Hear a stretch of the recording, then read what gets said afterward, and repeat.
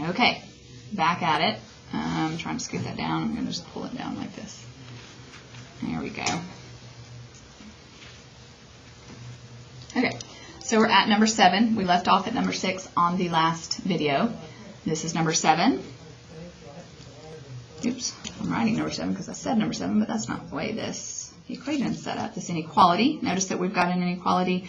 That symbol lets us know that, and also our ID happens to let us know that. But the symbol is what tells us, and it's in the instructions. It says solve the following inequality. So this is the one we had on the quiz as well. I like this one. I mean, I do and don't. That whole negative business gets me. So a lot of y'all solved in class today with your negative. So I'm going to do it that way because you solved with the variable on the left, which is good because all of these options have the variable on the left. So it's probably the best way to make sure you get that part right. There were some of you that are capable of solving to the left and keeping your variable positive and then finding the answer solution. That's great too. So all we did here, again, was just like solving equations. Remember, it's the same process. So we went through and label everybody. We've got the variables moving together. So since I moved the variable to the left, because that's what we want for this answer option, I am forced to move the number to the right side. So as I do that, notice again, we're using our same rules, that adding and subtracting, you're always using opposite signs. So opposite signs of what you're trying to move. I want to move that 7y, so I'm using an opposite sign. If it was positive, I'm using a negative. Same is true for this -3. I want it to go over the wall, and in order for it to go, I've got to use the opposite sign, which is a positive. So as I keep going, those cancel out, and this one becomes a -1. Because 4 plus 3. Make sure you're throwing those in the calculator if you're struggling with any of that. First, and as soon as we got a -3 right here, it should have been, just like I told y'all in class, a big red flag, you know, like I said, the cartoon sign going, Don't let that slip past you, that negative in front of the variable means that we're going to have to flip. It's not a big deal any other time except when we're doing inequalities. So as we are finishing this up, I have to remember to flip that, and I'm terrible about that, so that's why I'm harping on it for y'all. So again, flipping that because we just used a negative. And this is when you can say 2 negatives equal a positive. That's only for multiplying and dividing. 2 negatives stay negative when adding. Y'all have heard me say that a lot. Okay, so again, I'm going to come over here also and do it this way. You go ahead and fast forward if you don't need this part. This is solving with the variable staying positive.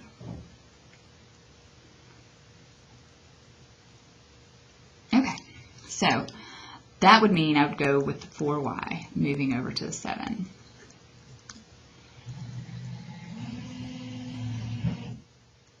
And notice that's going to make 7 minus 4 is 3. And this is all the same process of identifying your parts. And because you took the variable that way, I'm trying to write it, but I don't have room. Since you took the variable that way, you have to take the number that way. So it's vice versa than over here. With this process, it's not always going to happen this way. We're keeping a lot of positive stuff going on.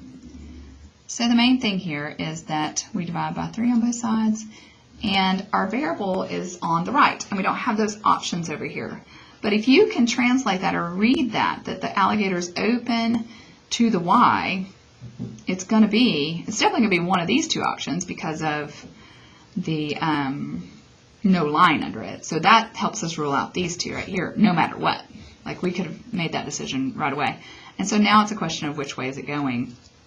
And if you can help yourself realize that actually that alligator needs to stay eating the y. It's eating the y there, it's eating the y there, so you'll choose that option if you do it that way. And that way I didn't have to worry about flipping. Some of y'all did it this way and still flipped. Just, I guess, I don't know what happened, but you still flipped, so be careful with that. We're not flipping there. Okie dokie.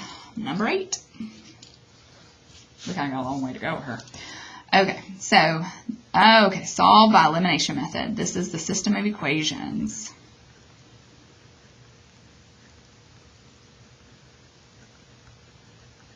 Okay.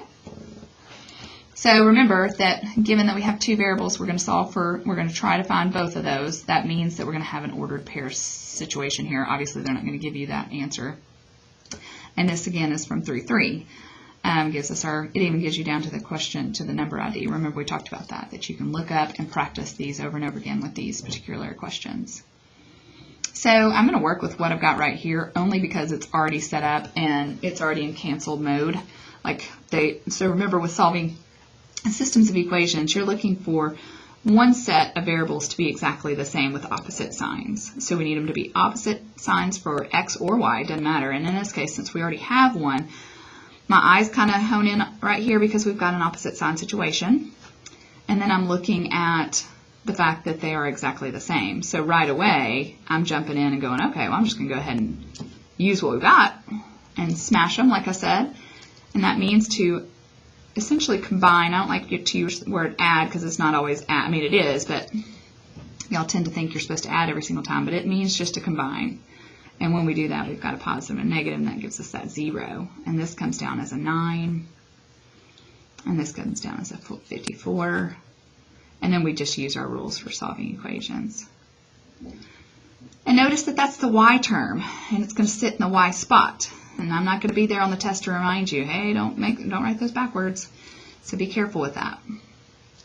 And so then we come over and we grab one of the equations. We talked about this in class. We tend to like to use the easiest ones the same way. So I encourage you to look for the one that looks less terrible, less difficult.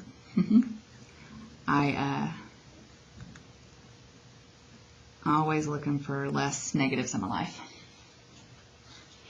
Okay, so that was just using that y and inserting it back into one of these equations. Both equations will work. We chose the top one, and remember you're going to multiply, you're going to process it based on the order of operation rules. So you're multiplying and then move over. Okay, on to number 9. We've got another solving equations, and it says solve using principles together, and again it must be from section 1, as we can tell. And we had one like this on one of our quizzes, which makes me happy that we're doing these quizzes because it's giving you lots of practice already of trying to see this stuff and trying to be responsible for it. Okay, so what I did here, I'm talking and I didn't describe what I was doing. So I rewrote the equation down here where I can work with it, and I distribute that 10. When you distribute something, when you distribute a term that's sitting right next to the parentheses, you're using multiplication. Basically, you're distributing it to everything on the inside through multiplication. So 10 times 2 gave us 20y. 10 times 3 gave us 30. So then we now have this was our cleanup step. Remember, this is when we look at our steps for solving equations. Maybe I should write that over here on this page.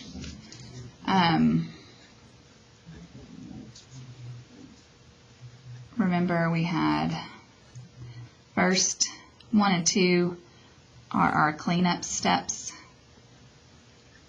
1 being clear parentheses.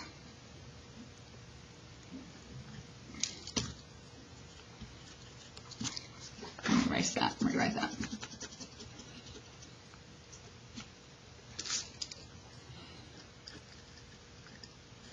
And number 2 being combine like terms.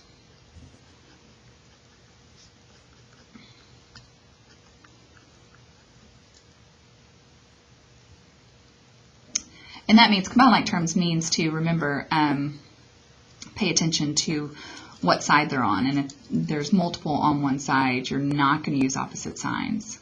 The only time we use opposite signs to combine like term is if we're going over the wall and we're going over the equal sign. And so then the next stages were add or subtract, and then multiply or divide using the same sign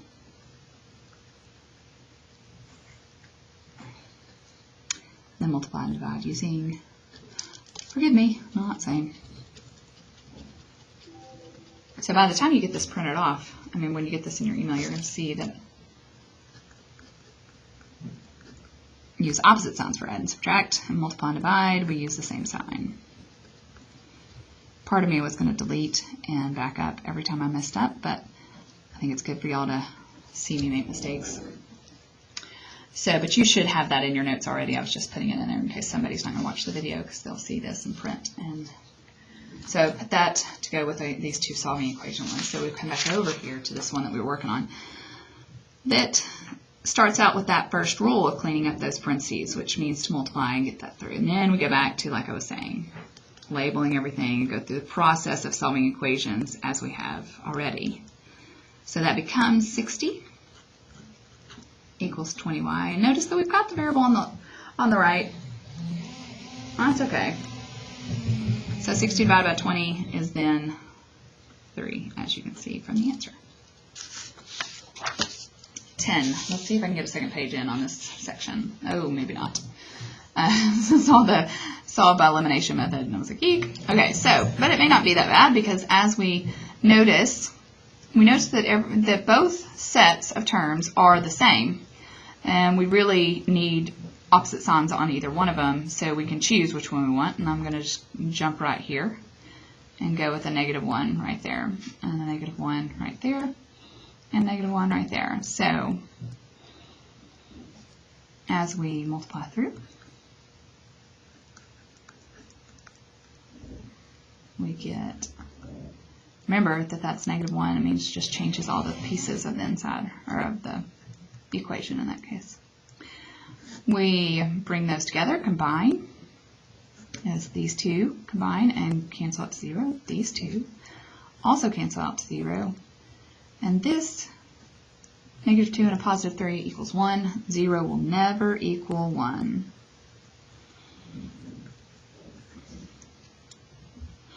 Let's just say not true. Let me go to sauce and drop my water. Not true statement. So no solution. Okay. Oh. So next one, solving equations again. Back to that the same principles of adding and subtracting. I'll pull it down right here. And use our wall and decide to move the variable. Again, we're moving, since we move the variable this way, we need to move, so we cancel those out. As you can see, they both canceled out, so we get down here to 17, -17 equals 2, and that is not true again. So anytime we're getting down to this statement not being true, it's no solution. That was better. On to, I'm going to wait and start another video at number 12. Okay, pausing. Oh, it's still recording.